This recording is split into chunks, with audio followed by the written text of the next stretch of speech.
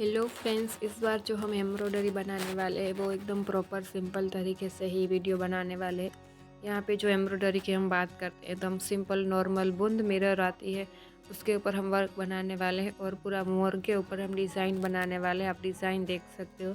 एकदम सिंपल तरीके से हम स्टेप बाय स्टेप हम मिरर बनाना सिखाएंगे और उसके बाद जो उसके ऊपर हमने पतली लाइन बनाई वो भी हम सीखेंगे। और यहाँ पे हमने बूंद मिरर वर्क जो आता है वो वाला हम बनाने वाले, और नॉर्मल वन शेप की जो मिरर आती है बूंद वाली वो वाली हमने यहाँ पे यूज़ की है। ये देखिए यहाँ पे जो मिरर की जो साइज़ है वो 1 नंबर की है और न ज़्यादा पतली है और न ज़्यादा मोटी है, नॉर्मल साइज़ की है। और यहाँ पे हमने जो गम आता है उससे पूरे मिरर को हमने यहाँ पे अटैच कर दिया है ताकि वो हिले नहीं, और ये वाला हमने यूज़ किया है।